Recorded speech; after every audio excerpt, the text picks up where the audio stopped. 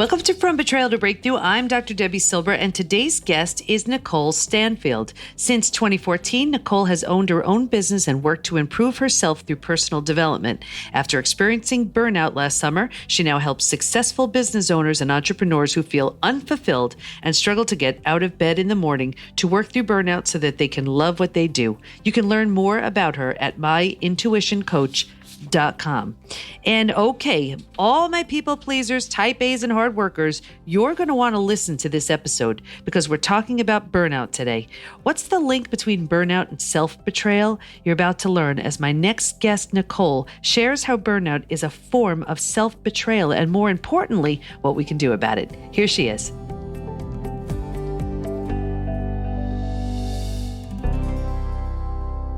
Okay, everybody. So I have Nikole Stanfield with us today. And what's so exciting for me about this conversation is we're going to be, we talk about betrayal of a family member, a partner, a friend, but we're talking today about self-betrayal. And it's coming from a very particular place. It's coming from a place of burnout. So we're gonna tie the two together. So let me just first welcome Nikole to the show. Welcome. Thank you, Debbie. So glad to be here. We're just so glad to have you. And it's interesting because right before, before I hit record and we were chatting, you had asked me about my own burnout story. And everybody listening to the show knows about I think they all know about my betrayal story, but they don't know about my burnout story. And it's so common. And I think what happens is we get into this mess because we're so capable.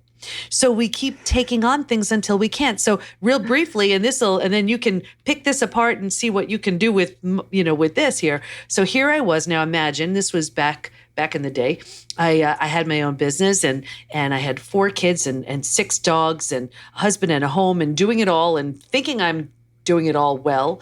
And I started getting really sick. First with symptoms, but I didn't have the time to pay attention. I was too busy.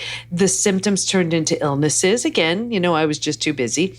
Then conditions, and eventually full-blown disease. And things got so bad that I actually had to give up my entire business with clients that I loved because I couldn't get out of bed. You name it, I had it.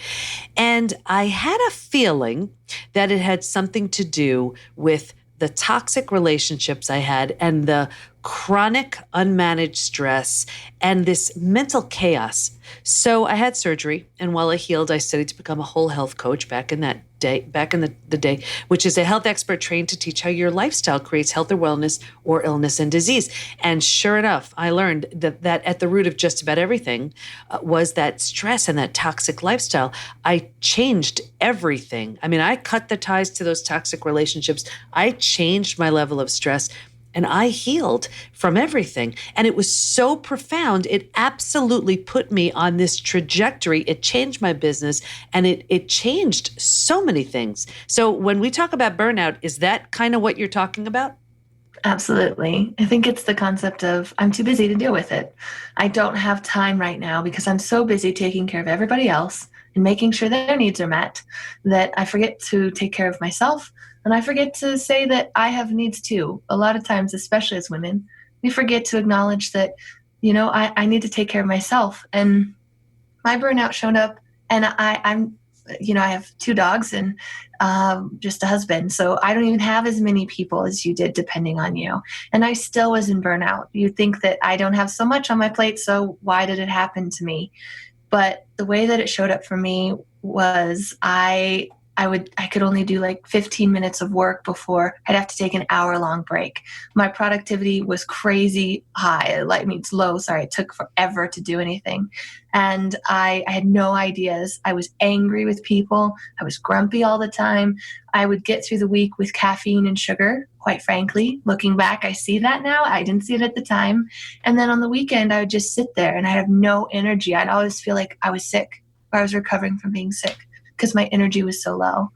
And I didn't want to talk to people, and I didn't want to do anything, and I didn't care anymore.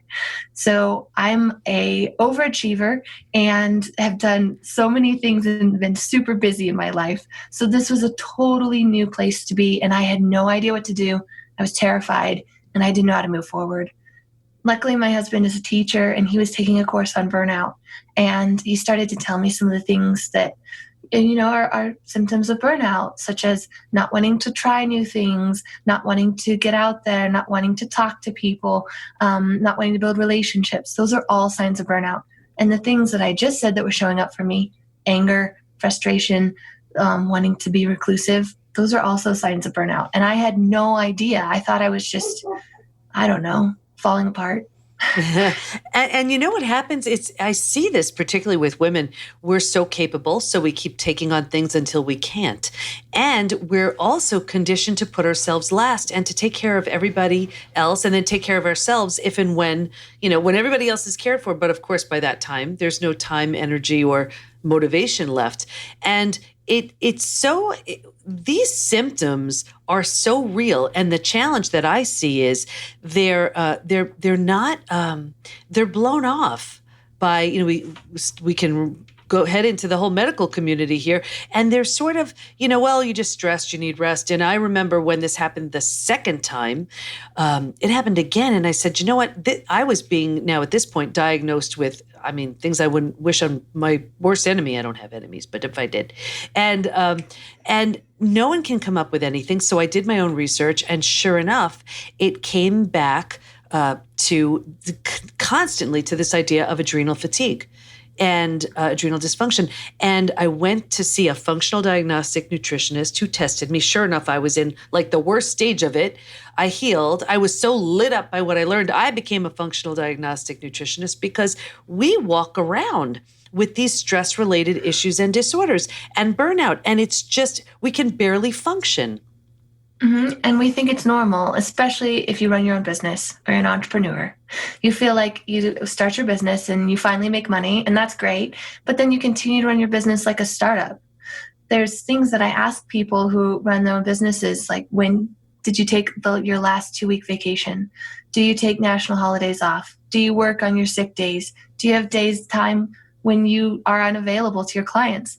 And a lot of them answer no to most of those questions because they don't want to lose a client, because they don't want their business to fall apart, because they're the only one making decisions.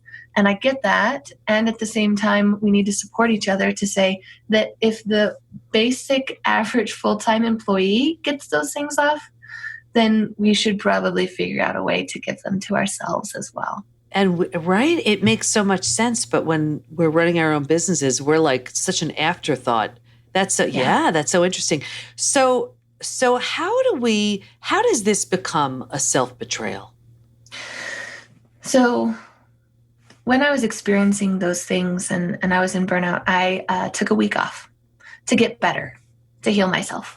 1 week. And 1 week. Yeah. I was pretty optimistic. And so I didn't have any commitments. I canceled everything. All I had to do was feed myself and sleep, basically. And I thought by the end of the week, I would be better. Everything would be fine. And by the end of the week, I was worse. And I could barely go to the store 5 minutes away to get more food for myself. And I felt like I didn't know what was going on. I felt so lost. And I felt like I didn't know how to take care of myself. And I felt betrayed because I'm the one who's supposed to be steering the ship. I'm the one who's supposed to be doing all these amazing things and working towards my goals. And I just didn't have anything left to give for anybody, let alone even myself. I barely had anything to give myself. Taking a shower in the morning and getting up was an accomplishment. So when you were talking about the struggle to get out of bed in the morning, that's where I was. And it's like, wait, I'm abusing myself. I'm taking advantage of myself. I've pushed myself. I've always been the person that could push and push and push and keep going. And I couldn't keep going. And I'm pretty young to have burnt out, right? I've had some people tell me that and be like, why? Why did I do that to myself? So that's where I feel like the betrayal came in, that I just ran over myself and I didn't listen to anything I wanted or what was best for me. And that's the thing. It's not like we're not getting these signs. We're just not paying attention to them, and we're just trying to just move past them anyway. I sort of equate it to like if you're driving in your car and there's that red engine light that comes on and the engine light says, hey, check your engine. Now, this would be the same thing if we're just too busy. It's as if we're putting a sticker over the light, like we're actually doing something. And now think about what happens with that car. We're not fixing it. Eventually it's going to, just won't start for us. And we do that to ourselves. And also, I want everybody to know these symptoms are very real. I mean, I personally remember, I have stairs in my house, holding onto the railing, pulling myself up.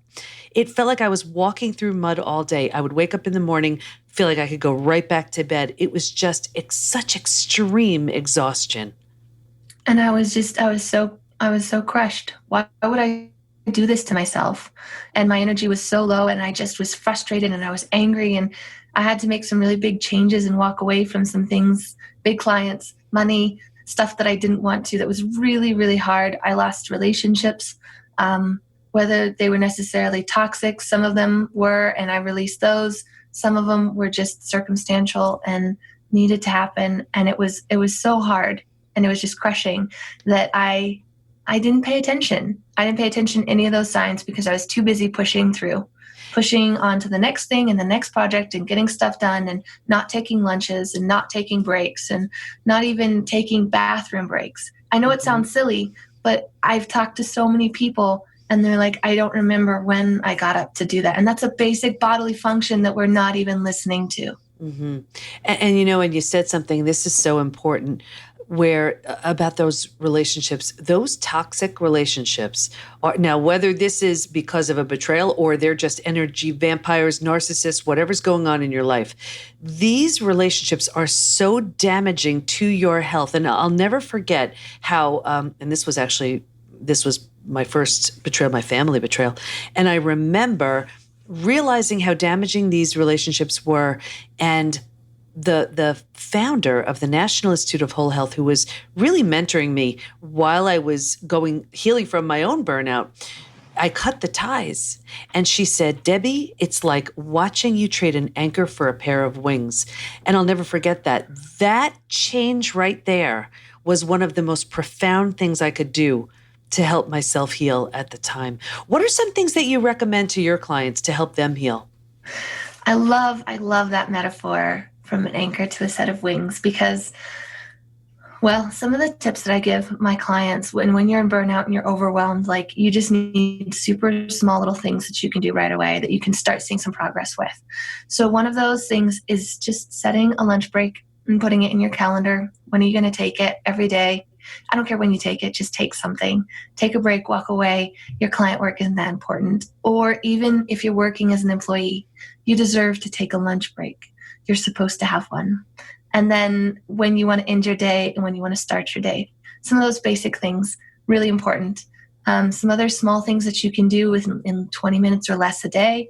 You can do mindfulness meditation, 5 minutes. It doesn't have to be that long. I was super judgmental when I first heard about meditation, and I was like, only hippies do that. I'm not going to do that.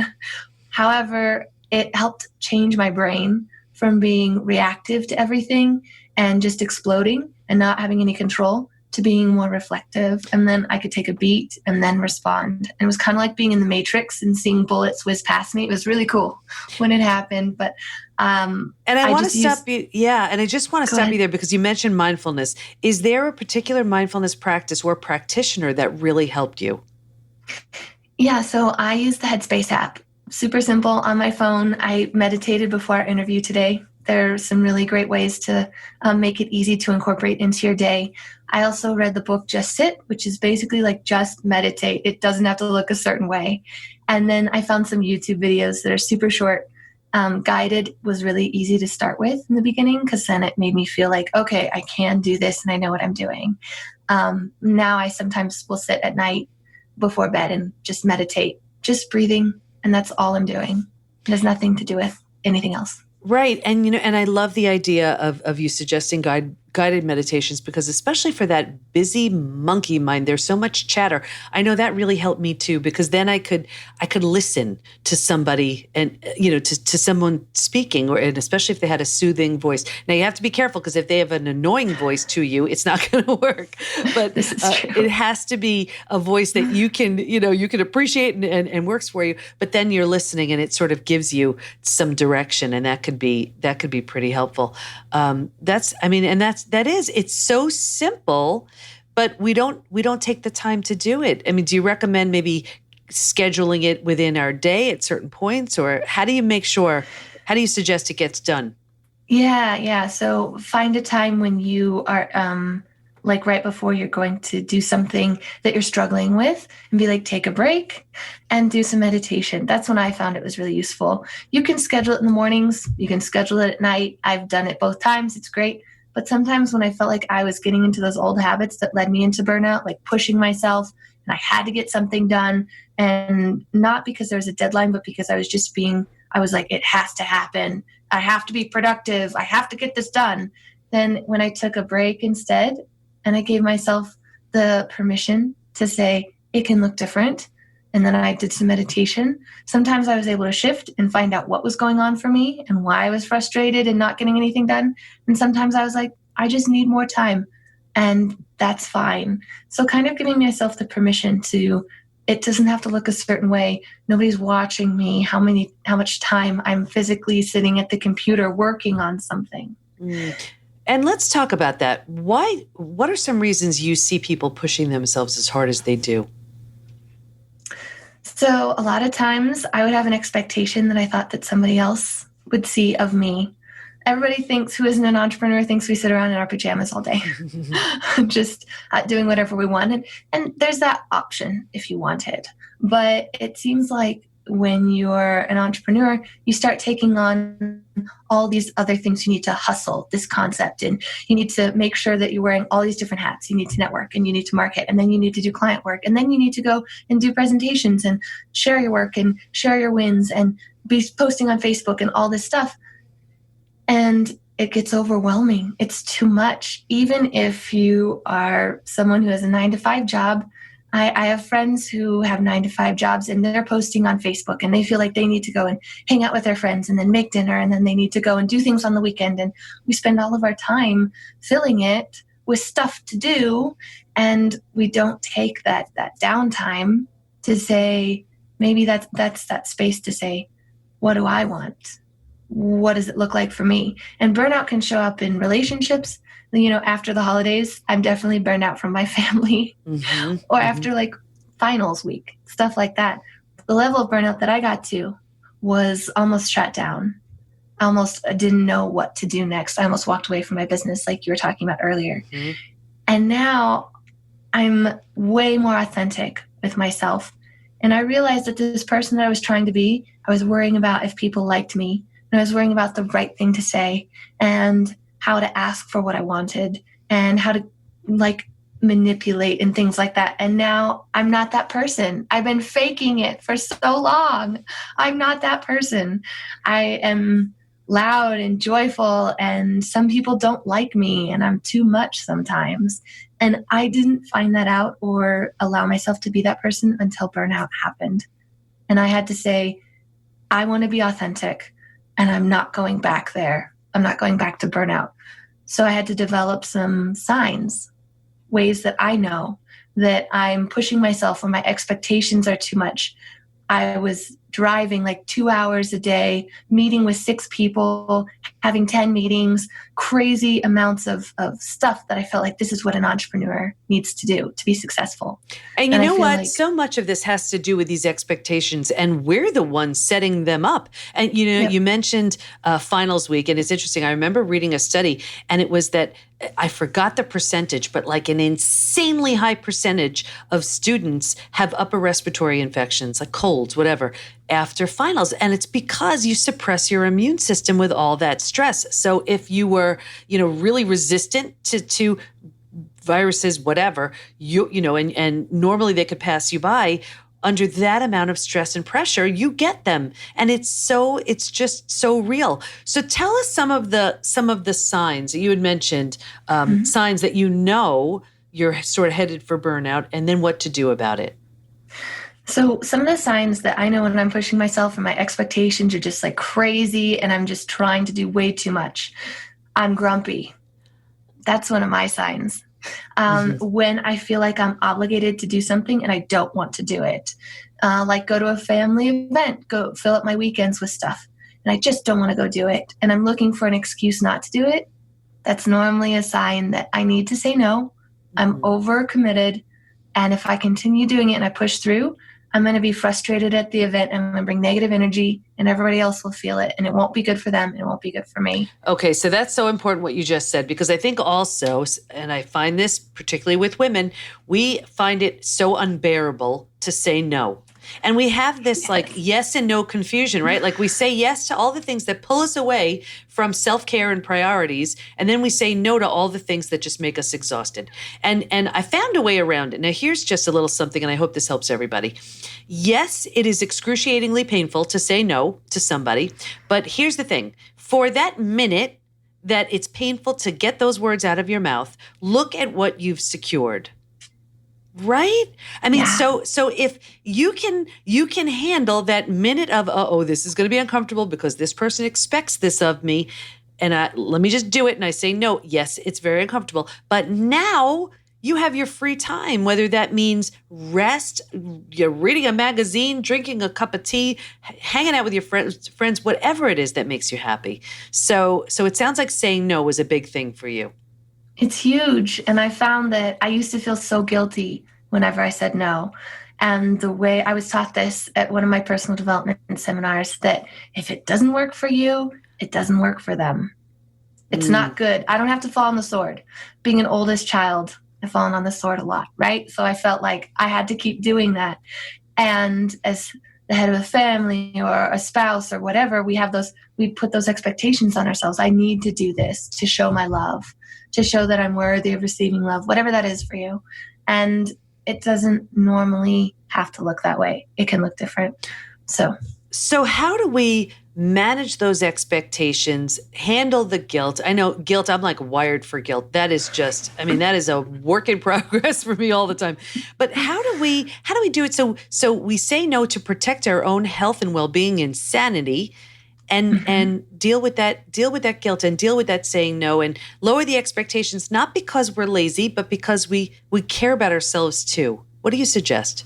So the first thing is that you need to take some downtime. It doesn't matter when it is, how much it is, whatever it looks like. Like if you could take a weekend, great. I'm assuming in the beginning we're all super busy, so maybe half a day on a weekend, even an hour for yourself, and you haven't committed to anything during that hour, right? And you take time to do something that gives you energy. And I don't care what it is. If you sit on the couch and just watch TV, that counts as long as you have energy afterwards. If you feel better and have energy afterwards, you're doing it right. So the more energy you have, the more you're filling up your cup. And then you can give more energy to other people. And you can start to identify, this gives me energy and this doesn't give me energy. And then take the things that don't give you energy and release them, whether they're people, events, things you're doing, commitments, whatever they are. You start to learn to listen to yourself when you can identify, I have higher energy here and I have lower energy there. So I'm going to say no to the low energy and I'm going to say hi to the yes energy. I'm going to say yes to the high energy. Right, I got you. So I know there are some of my listeners they're like, okay, so now here I am sitting on the couch. The guilt is overwhelming. I know I struggle with that too. What do you say to him or her? There's that person who they're like, okay, I could give this a try, and I know I need it. I know it's good for me. But it's the guilt is just getting me. What do you say to them? So then they get to think about, okay, are they creating like a list of things they should be doing in their head? And if that's what's happening, then write the list down and set it aside, right? So just get it out of your head. Write it down, take a rest, get it out.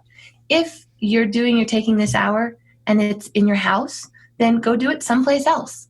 If you feel all these obligations in your house, then go to a coffee shop, go outside, go someplace that you can't physically do those things. You can't clean your house. You can't feel guilty. You can't do that stuff. Now, there's some other things that sometimes happen if someone else has said, oh, well, you're always lazy. And then you go take this hour for yourself out in the wilderness. You could still be thinking those thoughts to yourself. So the important part is that you recognize you're having those thoughts. So then you can say, okay, I want to maybe journal about it, or you talk to someone that you care about who will just listen to you, or you work with a coach, or you meditate on it. Whatever that is, you can start to see how often is this guilt showing up in my life, or this phrase that I keep telling myself. One of the things that shows up for me is that I feel like I need to be useful in order to be loved. So that motivates so many things that I've done in the past. And it still shows up for me. It's a pattern that I'm trying to shift out of and change. And be sure not to be hard on yourself when you recognize these patterns that are showing up, because they served you in the past. You survived, right? So they got you some results. It may not be one that you wanted, but as you're talking about, Debi, sometimes we don't do things that are the best for us, but they're comfortable. That's where we're at. Yeah. So when they're you're just shifting, familiar, sure. when you're shifting that pattern, then you recognized it. That's a huge step. You recognize something that's going on.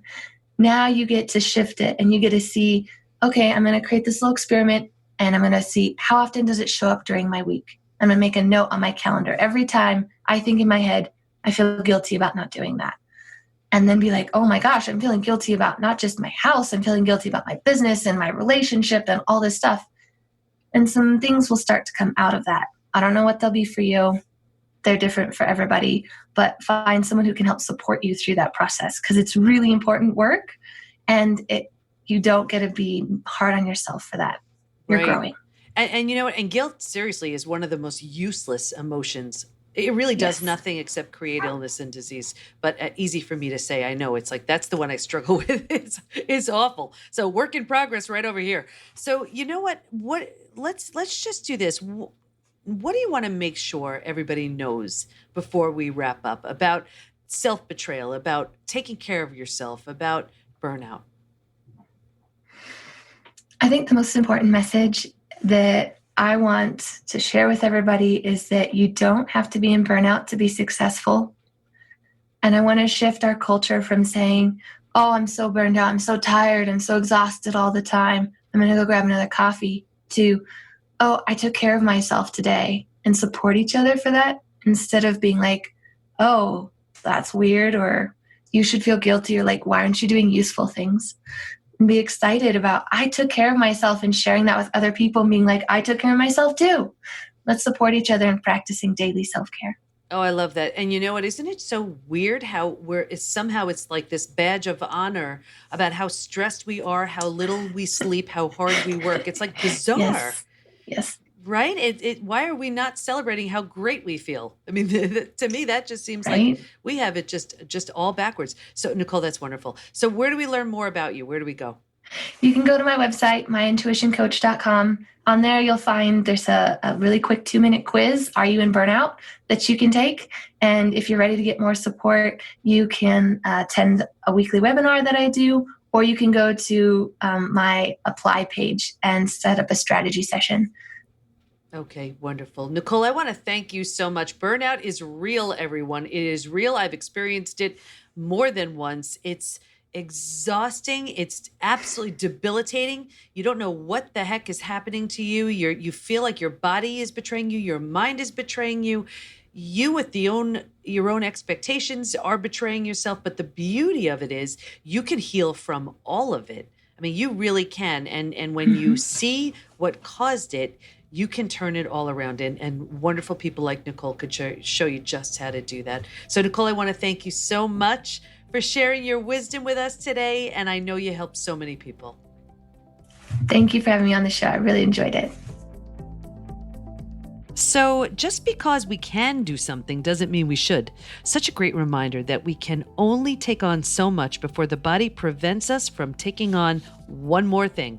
Pay attention to those signs, because if you ignore them, they'll only get louder and louder until you're forced to stop and listen. Stay in touch with Nikole by going to myintuitioncoach.com, and we'll have all of her information in the show notes at pbtinstitute.com burnout.com/podcast. Here's my biggest takeaway. Burnout is real and it takes a lot to recover from. It can also be prevented. Whatever drove you to think you had to work that hard, conditioning, approval, acceptance, or you just took on way more than you can handle, burnout gives you a great opportunity to learn from it and make the changes you need in order to live a more calm and balanced life. This always reminds me of that deathbed conversation where at the end of our lives, we're talking about what's most important to us. I'm pretty sure no one ever said, I wish I sent out more emails, or I should have posted on Instagram more. You get the idea. Now, this stuff is hard, so let me give you a gift. Head over to pbtinstitute.com to receive my gift of How Your Biggest Crisis Reveals Your Greatest Gift. And let us support you. Go to Facebook and join our group, Women Hacking Betrayal, where we give information, tools, and support to help you move forward and heal once and for all.